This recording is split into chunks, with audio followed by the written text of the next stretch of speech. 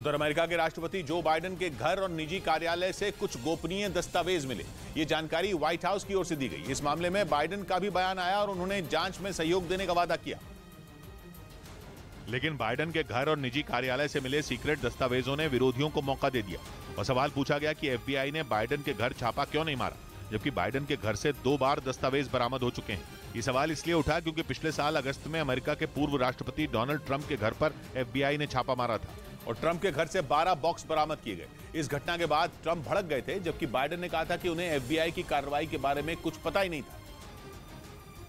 लेकिन जैसे ही बाइडेन के घर से दस्तावेज मिलने की औपचारिक खबर आई, ट्रंप एंड कंपनी सक्रिय हो गई और एफबीआई पर दबाव में आकर कार्रवाई नहीं करने का आरोप लगा।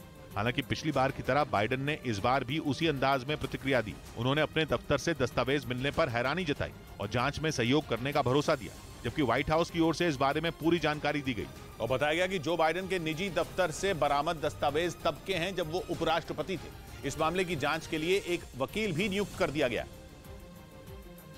जिसके बारे में अमेरिका के अटॉर्नी जनरल मेरिक गारलैंड ने जानकारी दी और बताया कि इस मामले की जांच के लिए वकील नियुक्त हो चुका है, जो 2009 से 2016 के बीच के इन दस्तावेजों की जांच करेगा। ये वो वक्त था जब बाइडेन अमेरिका के उपराष्ट्रपति थे, लेकिन ट्रंप और उनकी रिपब्लिकन पार्टी इससे खुश नहीं है और पूछ रही है कि बाइडेन के घर पर एफबीआई के छापे क्यों नहीं पड़े, जबकि वहां से सीक्रेट दस्तावेज मिल चुके हैं और एफबीआई के पास कार्रवाई करने का पूरा बेस तैयार है। इधर संसद का बजट सत्र 31 जनवरी से शुरू होकर 6 अप्रैल तक चलेगा। संसदीय कार्य मंत्री प्रहलाद जोशी ने ट्वीट कर यह जानकारी दी कि सत्र के दौरान 66 दिन में 27 बैठकें होंगी और हर साल की तरह 1 फरवरी को वित्त मंत्री निर्मला सीतारमण बजट पेश करेंगी। बजट सत्र की शुरुआत राष्ट्रपति द्रौपदी मुर्मू के लोकसभा और राज्यसभा की संयुक्त बैठक को संबोधित करने से होगी। पिछले साल जुलाई में राष्ट्रपति बनने के बाद उनका दोनों सदनों की संयुक्त बैठक में ये पहला संबोधन होगा। इस बीच पश्चिमी मीडिया ने दावा किया कि प्रशांत महासागर में चीन की हरकतों पर नकेल कसने के लिए जापान ने ताइवान के नजदीक मिलिट्री बेस बनाना शुरू कर दिया।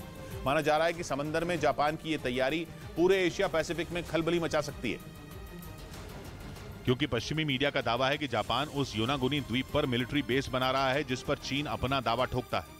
इसकी बड़ी वजह यह है कि यह द्वीप ताइवान से महज 110 किलोमीटर की दूरी पर मौजूद है, जिस पर सालों से जापान का अधिकार है, जबकि चीन का कहना है कि जापान ने अवैध तरीके से द्वीप पर कब्जा कर रखा है और इसी वजह से जापान को यह डर सता रहा है कि चीन कहीं उसका यह द्वीप हथिया न ले, जिसे देखते हुए जापान ने योनागुनी द्वीप पर मिलिट्री बेस बनाने का काम शुरू कर दिया। पश्चिमी मीडिया के मुताबिक जापान वहां जमीन से हवा में मार करने वाली घातक मिसाइलें भी तैनात करने वाला है, ताकि चीन को उसी की भाषा में जवाब दिया जा सके। जापान ये बात अच्छी तरह से जानता है कि ताइवान के बाद चीन से सबसे ज्यादा खतरा उसे ही है और इसी वजह से जापान खुद को मजबूत करने में जुटा है, क्योंकि चीन की सेना कई बार ताइवान के साथ साथ जापान की सीमा में भी घुसपैठ कर चुकी है।